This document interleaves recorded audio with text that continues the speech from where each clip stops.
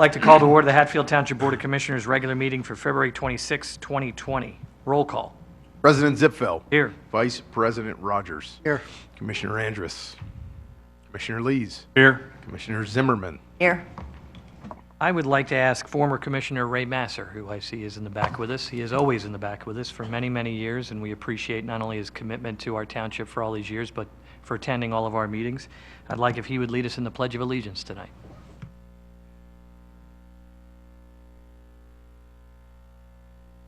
Flag of the United States of America, and to the republic for which it stands, one nation, under God, indivisible, with liberty.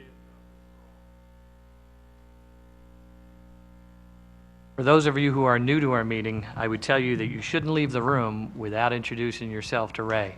He knows more about this township than anyone up here will ever know. He's probably forgotten more about this township than anyone up here will ever know. And he is one of our most coveted residents. So thank you for another night, Ray, for coming out. Appreciate it. All right. Is there a motion for approval of tonight's agenda? So moved. Motion by Vice President Rogers. Second. Second by Commissioner Lees. All in favor of approving tonight's agenda, say aye. Aye. Opposed? Hearing none, our agenda is approved. We can move forward. Some housekeeping items before we get to our larger issue. Consent items. Is there? I need to announce that there was an executive session tonight with the board regarding personnel. Now we can move on to our consent items. Is there a motion to move the consent items listed in the agenda into the record? So moved. Motion by Commissioner Lees. Second. Second by Commissioner Zimmerman. Those items include the Board of Commissioners' regular meeting minutes of January 22, Board of Commissioners' workshop meeting minutes of February 12, the Treasurer's report for the month of February, and bills payable. Paid bills in the amount of $247,734.54, and unpaid bills, $458,787.68. With that, I'll call a question. All in favor of moving those items into the record, say aye. Aye. Opposed? Hearing none, those are moved into the record. Citizens' comments. Folks, if you have comments about the conditional use application, we'll open up the floor then. But for other agenda items, are there any citizens' comments? All right, seeing none, we're going to move right to that first action item, which is the conditional use of application WB Homes 2505, 2303 or Villa. Should I take a motion, or should we just open it up to you, Ms. Solicitor? I think I should talk a little first and explain what we're doing before you do that. Please. Okay. So what you have in front of you is a conditional use application. As you all know, you were here for the hearing. My partner, John Iannozzi, was here with you 2 weeks ago. So in this case, a conditional use application answers the question of what? What's going to be built on this property? It does not address the question of how. The how is a very long process that would come hereafter, but what the applicant is asking is to do a cluster development, meaning grouping the homes instead of scattering them across the property in 20,000 square foot lots. So this is zoned RA1 residential. Permitted uses are the single-family houses, like I just described, 20,000 square foot minimum across all the property. You can have an agricultural use, a municipal use, an educational use, nonprofit, recreational use, hospital or nursing home, a religious use, or a cluster development by conditional use. Now, conditional use is something that's permitted. It's not something that's special or an exception to the code. They're not here asking for a variance or rezoning. It is contemplated and permitted as long as you meet criteria in the code. We have specific criteria and we have general criteria. So the specific criteria they testified to, Ron Klaus, their engineer, testified, so did the applicant's representative, Chris Canavan, about the things that are necessary, like the minimum lot size of 12,000 square feet, the setbacks, the maximum impervious coverage, the maximum building coverage, and the requirement to group open space, which otherwise would not be required. Not only do you have to have 15% open space, but you have to group it with your non-developable land in clusters. So the houses are pushed together, the open space is pushed together, and they provided the testimony that met all the specific criteria in the code.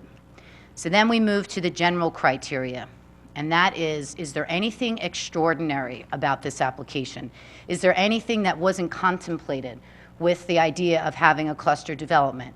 Now, what is contemplated? Traffic, removal of earth, wildlife being relocated, extra cars, landscaping, the inconvenience of construction, all of that isn't extraordinary. It's contemplated by this use. So they've met the general criteria. So the only thing left, the courts say, is if someone were to come here and present qualified and quantifiable evidence to the contrary on any of these things. And none of that happened.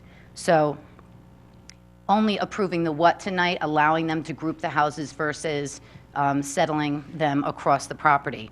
Now, once you get past the conditional use, that's when the real work begins. That's when the civil design is done. That's when their engineer produces plans on the how. How is the earth going to be developed? You're not approving this plan. You're not approving the number of lots. You're just approving the ability to cluster the homes. All of that, the curb cuts, the traffic, the sight lines, the easements, utilities, stormwater management, all of that comes in a process, as you guys know, is the subdivision and land development process. When those full civil engineer plans are submitted, they're reviewed by our civil engineer, our traffic engineer, our landscape architect. They go to the planning commission, they go to our planning and zoning committee, and they come here eventually, and also the Montgomery County Planning Commission. Then there's outside agency permits, you have your MPDES permit, that's the county conservation on all the stormwater issues and the environmental issues. So that process is long, and that comes hereafter. So what I've drafted for you is a decision which would approve the conditional use. The nice thing about a conditional use is you come here, you have a hearing, people can come and talk, they can share their concerns, the applicant can react to them, and you can attach conditions to a conditional use application that you wouldn't otherwise if they did one of those other uses that I mentioned. So I have enumerated conditions, which I would like to read, and one of you could propose it as a motion to adopt the decision as I read it with the conditions, okay? Okay, so number one, that the application be granted subject to the following conditions, which shall be binding on the applicant, its heirs, successors, and assigns. Number one, that the applicant shall develop the property in substantial conformance with the testimony and exhibits presented at the hearing, as may be modified by the commissioners during the land development process. Number two, that in all other respects, the applicant shall comply with the provisions of the statutes, laws, regulations, rules, codes, and ordinances of the United States, Commonwealth of Pennsylvania, Hatfield Township, and any other municipal entity having jurisdiction over this matter. Three, in addition to landscape buffer currently required in the Hatfield Township subdivision and land development ordinance, the applicant shall, as part of the land development approval process for the project, propose and install as part of any approval received additional landscaping to adequately screen or otherwise soften the impact of the project on the properties adjacent to the proposed lots 1 through 8 on the Lawton property. The nature and extent of the additional landscaping required by this condition shall be to the reasonable satisfaction of the township and the township engineer. Number 4, that the applicant shall conduct a traffic study for the project to the satisfaction of the Hatfield Township traffic engineer.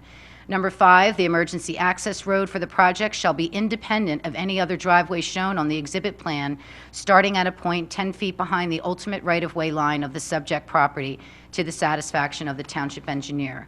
And 6, the applicant shall not operate or permit the operation of any motorized or power equipment for the project before 7 or after 8 p.m. Monday through Saturday. The applicant shall not operate or permit any operation of motorized or power equipment on Sundays without the express written consent of the Hatfield Township manager.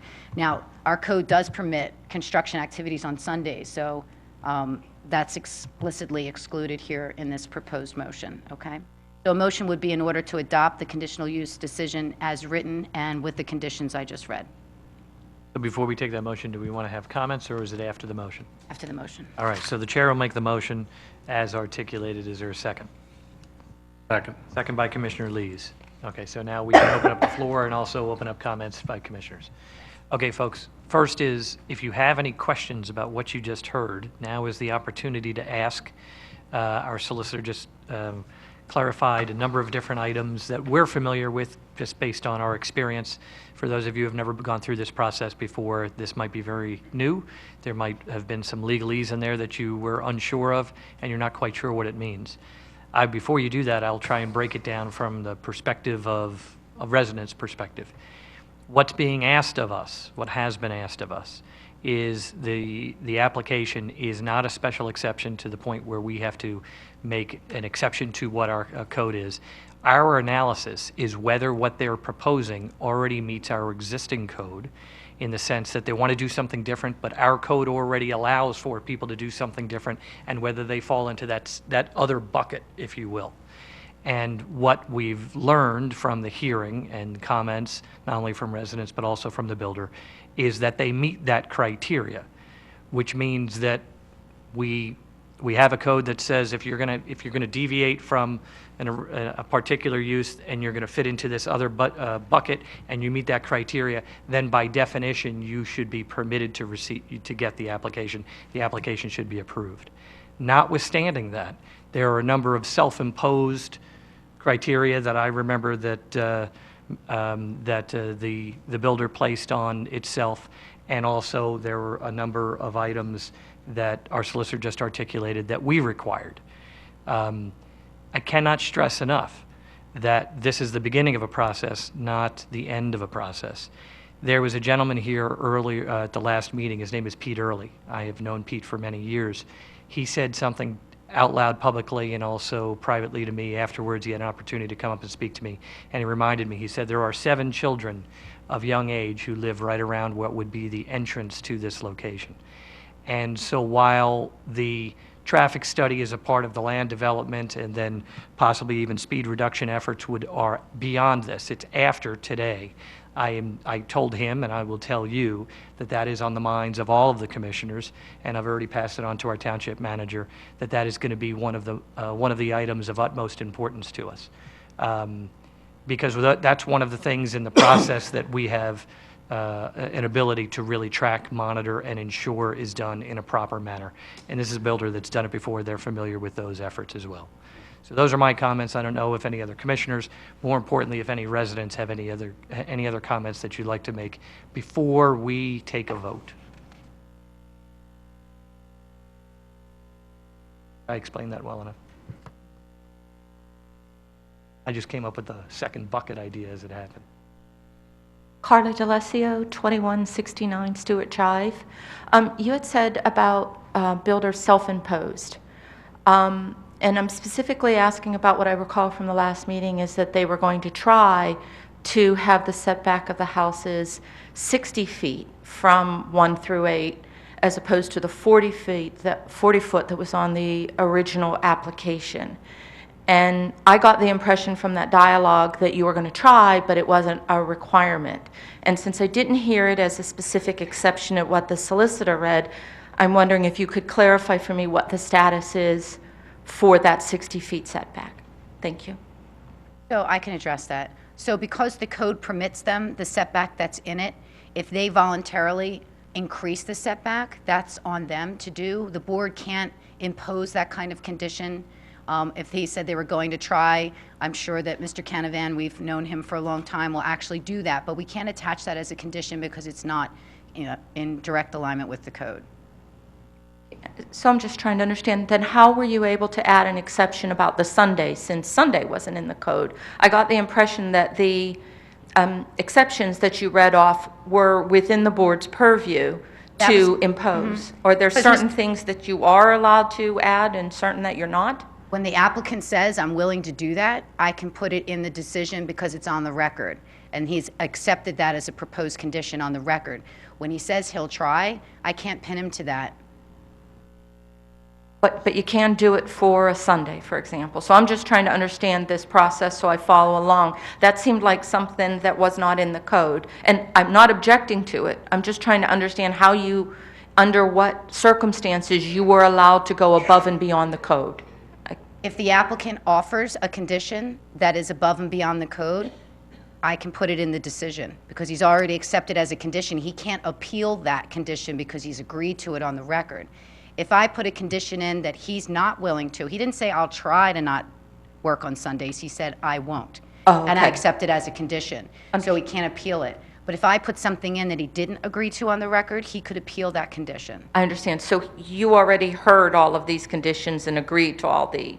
Yes, they're in the transcript. Great. Thank you. You're welcome. I should be clear for some people, if you're unfamiliar with the process. If, if there's a vote and the project was, the application was rejected, the result of that, what would happen, and knock wood, we've not been in that position because not only do we have good legal counsel, but over the years, most of these have been fairly straightforward, is that the applicant then goes to the Court of Common Pleas, which means we then, we continue to use our counsel, they have their counsel, we go in front of a judge in front of the Court of Common Pleas, the judge will say, here's the criteria, do you meet it? And we've already determined tonight that they have met it, so it would be a futile effort to, basically it would be an additional expense on our part, theoretically even incurring additional fees, not only on our part, but on their part, meaning that we could theoretically be held responsible for them. That is not a road that we are, given the scenario here, it's not a road that we're willing to go down. So, or at least I'm speaking that I'm familiar with. So, any other questions or comments? Yes, sir.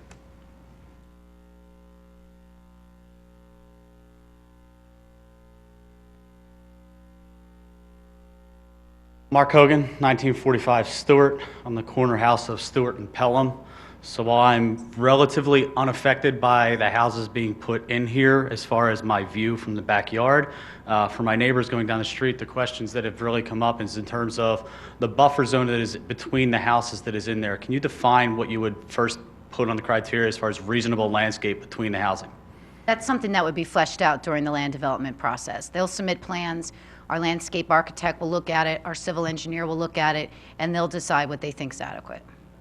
And then if, in the last meeting, we had talked about potentially having a tree line or anything that would remain within those separation of the houses back there, but ultimately, who ends up owning the property that is between that? And if it becomes the residence of the new houses, is that property developable to them, to which they could do whatever they want, cut those trees down, put fences up, do anything that would basically take away from the current existence of what's there? So they would have the right to do on their property exactly what you have the right to do on your property, whether that's putting a fence up or cutting a tree down, things of that nature. They will have a homeowners association, so I can't tell you exactly what conditions or restrictions they may put on themselves. That will also come out during the land development process with what Mr. Canavan proposes. Is that anything that the township would have control over as part of the conditional? We review their declarations to make sure that they're in line with their approval, because the approval would come first on the land development, and then they would draft those documents, so I do always look at them. Thank you. Any other questions, comments? Yes, sir.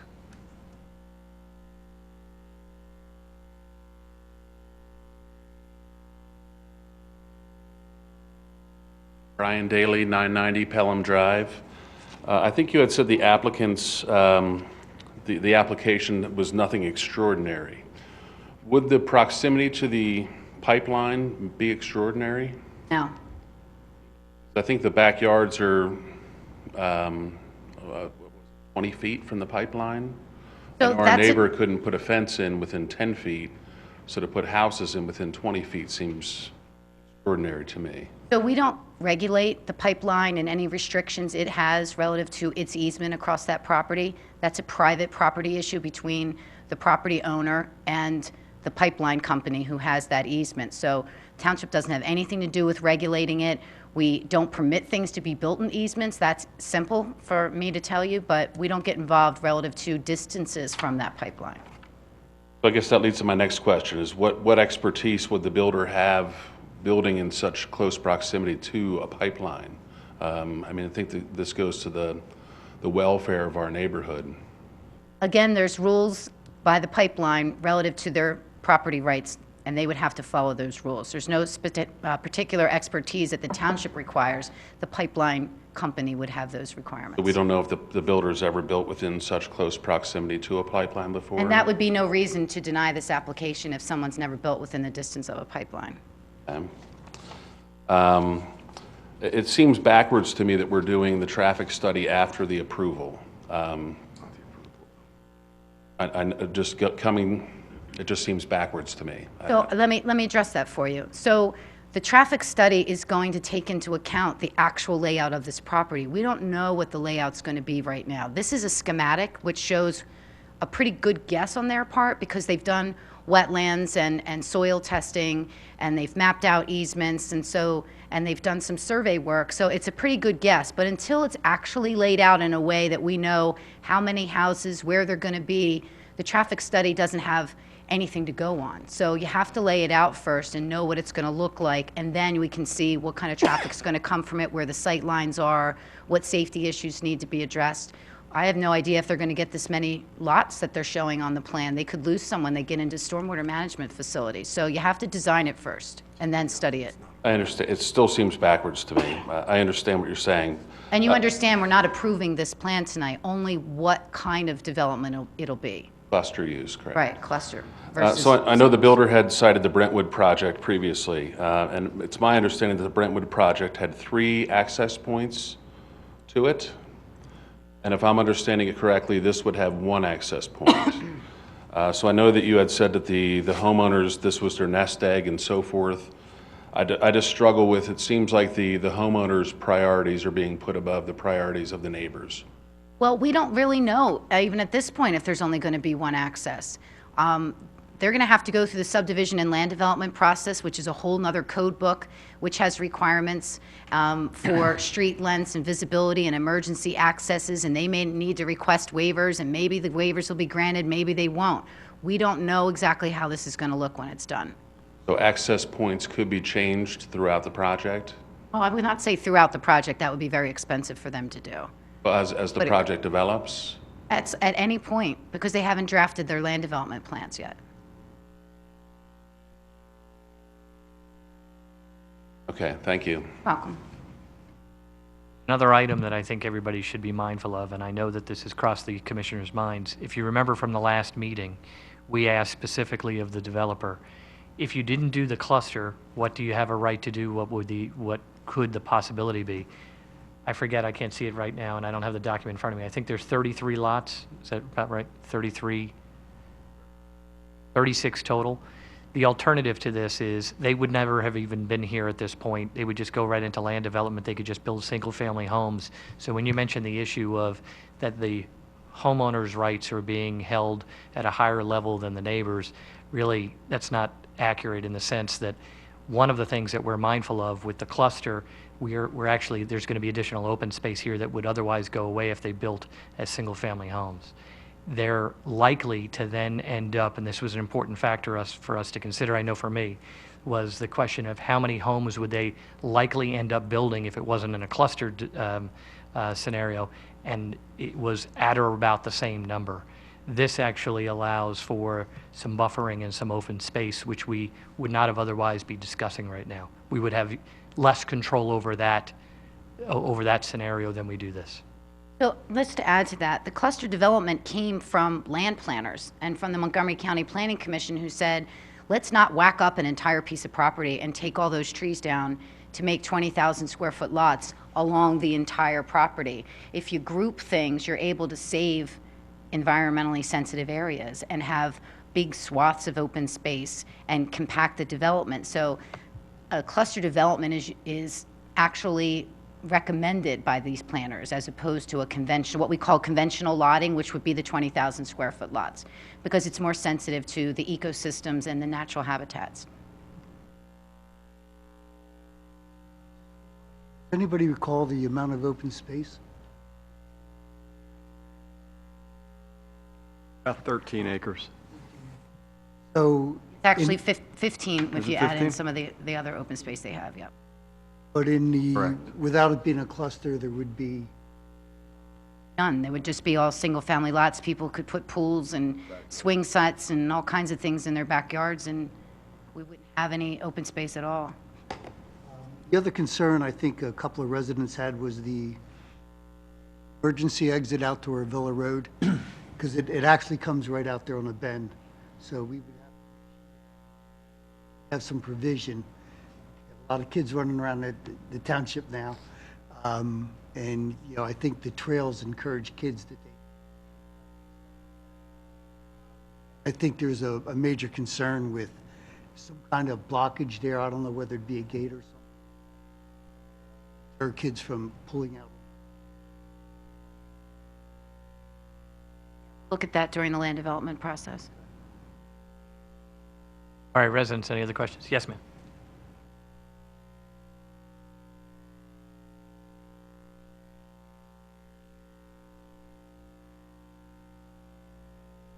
Hi, Michelle Daly, 990 Pelham Drive.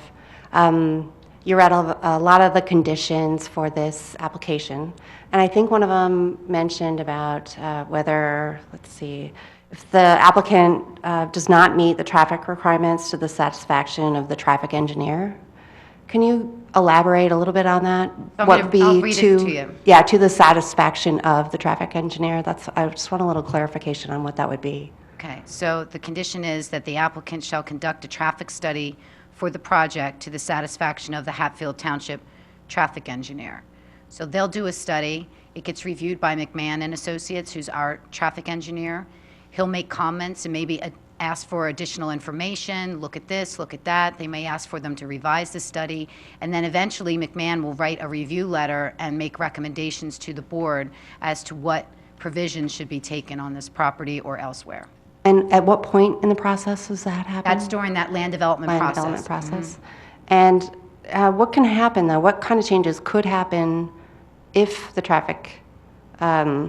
engineer is not satisfied with the results of the study?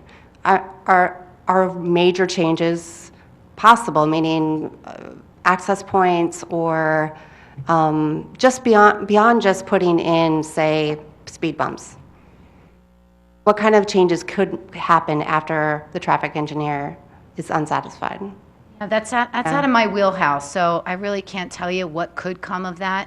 Only that we've had our traffic engineer for a long, long time, and we've always worked well with applicants to get the best project possible. So I have full faith and confidence in McMahon, but I couldn't sit here and tell you what they might come up with. Okay. Do you mind, I'm sorry to interrupt, but I'm just trying to understand where you're coming from. This is the second point that a resident brought up, access points. Can you elaborate on some of your concerns with the access point, just so we have a sense on what you're thinking as we come through land development and we can Well, accommodate you? So the property owners have an access point onto the property, their natural access point. And the township, it seems, is giving them a third access point into this new development. And I understand that it's their nest egg, and this is how they plan to use the land. But why is the township allowing them a third access point? I mean, right there on Pelham, we're allowing them to take a curb cut and make a new intersection when they have access to their property, and it seems like they're being prioritized in a way that they don't have to use their current access point to the property and have all the traffic go by them. They can have all the traffic diverted all the way around them to a different access point to that property. And we're allowing that curb cut into that new development. Just so I understand, are you suggesting that, if you don't mind, I have a pointer. Are you suggesting that the property owner would be able to use this road as private access? I'm not saying that they would be able to. I'm just saying that that's the current access to the property, and why is the township allowing them a different way to access that property in this development? So let me take a stab at that. So they are subdividing off the land that they are selling to WB Homes. So that land has frontage on a public street. And having frontage on a public street, it has legal rights to access that public street. So we can't force them to take the traffic from what they're selling off through their home parcels. Do you know what I'm saying? Because they're Okay. not part of the subdivision. Does that make Okay. any sense? It does. Okay, that was all my questions. Okay. Any questions or comments from the, oh, yes, ma'am.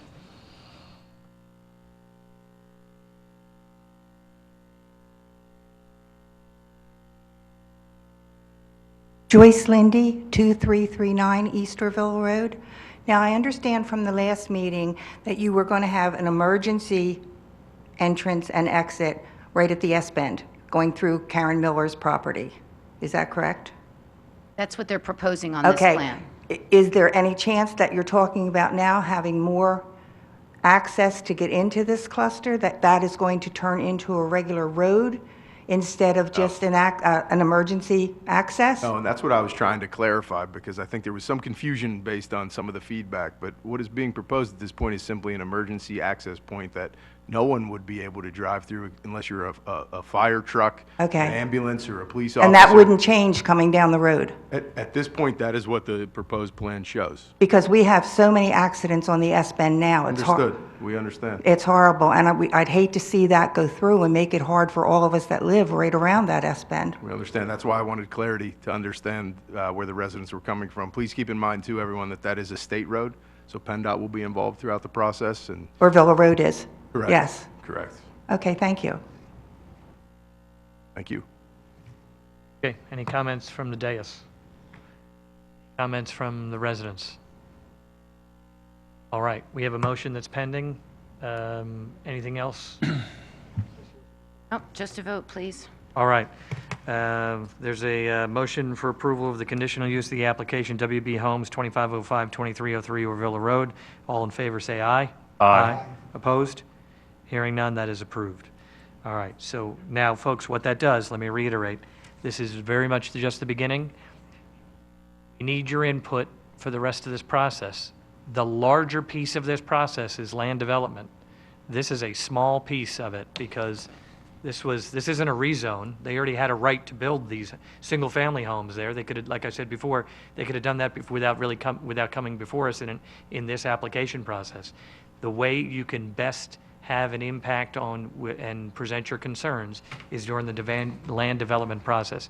Now, having said that, I also know that this project is what I think you said 2 years, 2.5 year process. So I know that that's a tough thing to track over a period of time. All you have to do is reach out to your commissioner or reach out to the township manager and from periodically get on our website and say, hey, what's the status of that? Send an email, make a phone call. It really is that simple, okay?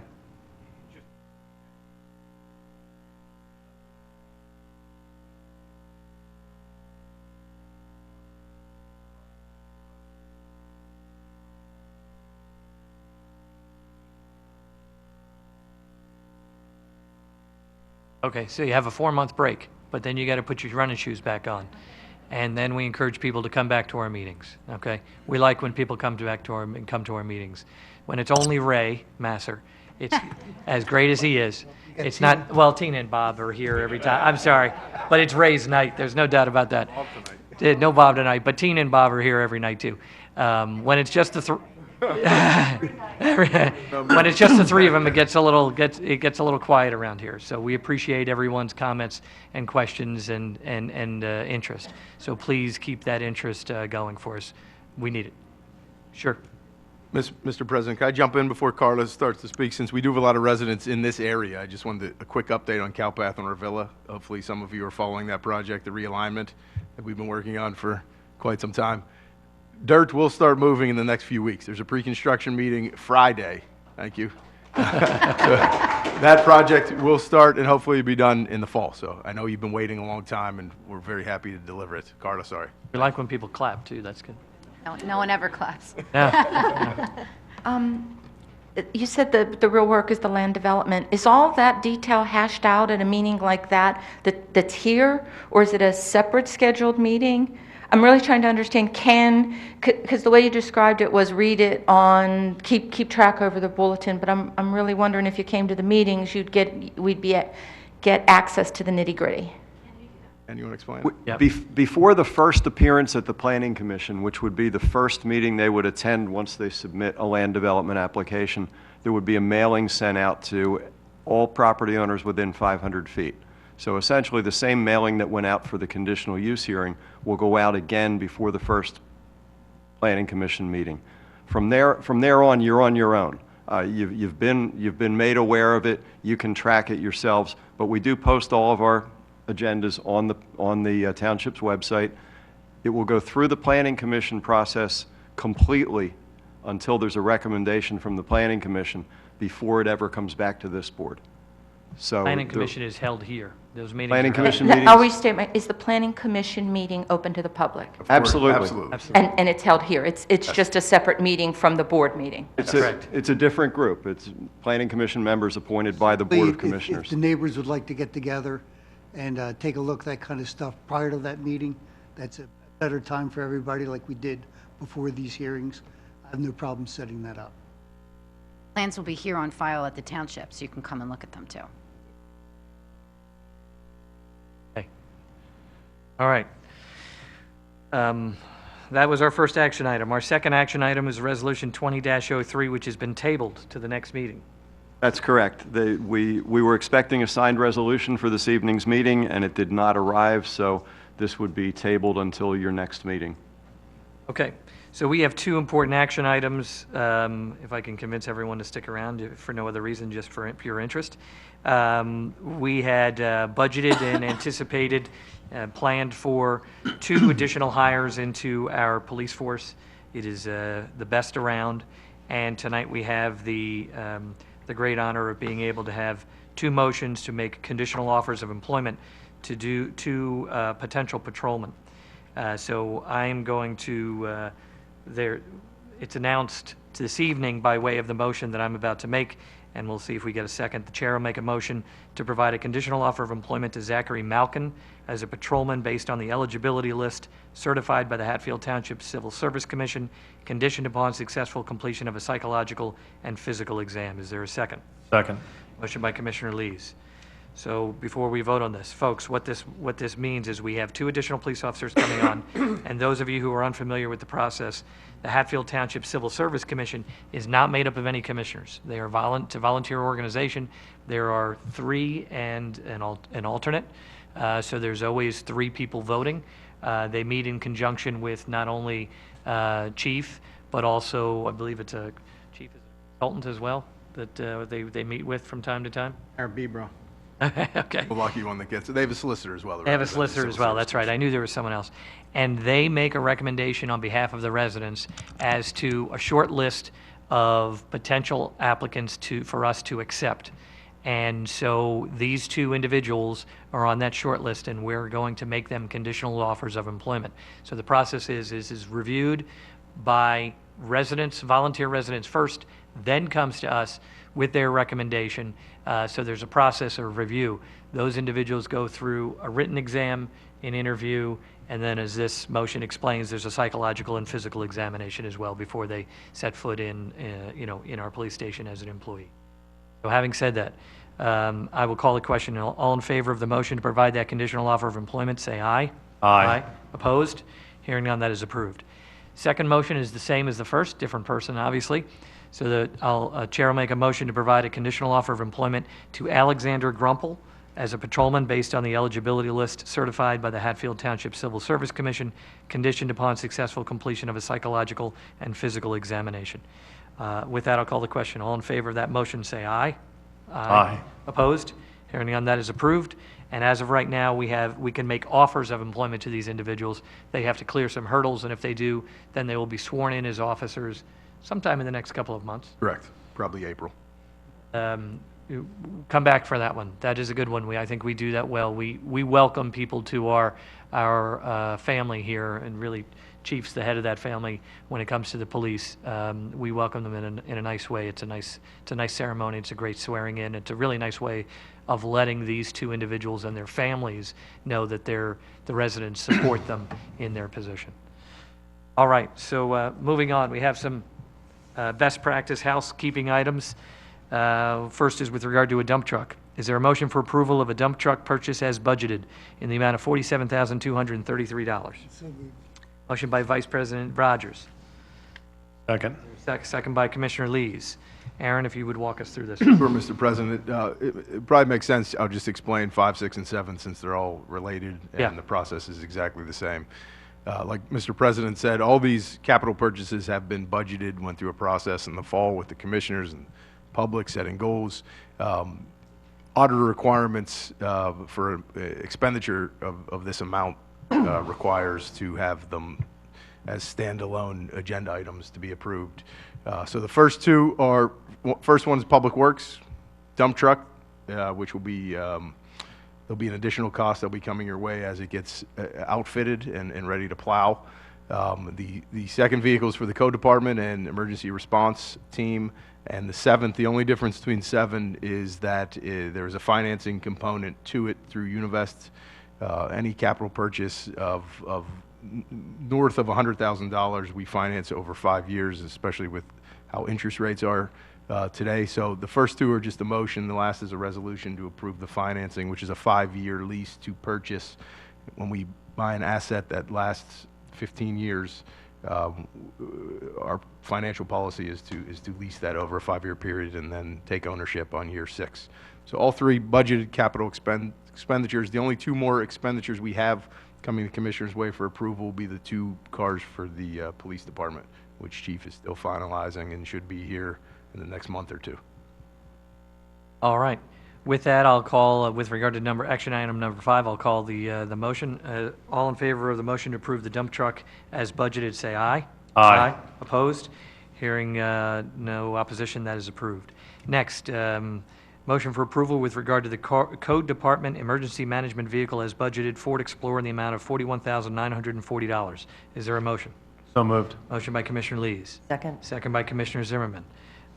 So it's the same process, same concept that Aaron just walked us through. Any questions or comments? Hearing none, I'll call the question. All in favor of that motion, say aye. Aye. Opposed? Hearing none, that is approved. Last and certainly not least, Resolution 20-04. Is there a motion for approval with regard to the John Deere utility tractor purchase and financing in the amount of $127,299.14? So moved. Motion by Vice President Rogers. Second. Second by Commissioner Zimmerman. Questions or comments? Quick comment, Mr. President. Carla, you're going to be very excited about this. This is our new secret weapon in the attack of our basins and our maintenance of basins, and Carla's been asking for something like this for years, so we're pretty happy to purchase this, and hopefully our standards will now increase as far as how we maintain our many, many basins throughout the town. All I'm right. sure you'll hold me to that statement, Carla. All right, more clapping. That's good. Good. Yeah, that's right. Could be. Never know. All right, with that, I'll call the question. All in favor of Resolution 20-04, say aye. Aye. Opposed? Hearing none, that is approved. Okay, folks, citizens' comments. Any other citizens' comments that you have? All right, not seeing anyone go up to the dais, I will entertain a motion to adjourn. Is there a motion to adjourn? So moved. Motion by Second. Commissioner Zimmerman, second by Commissioner Lees. All in favor of adjournment, say aye. Aye. Opposed? Hearing none, we're adjourned. Thanks for coming out. Please come back.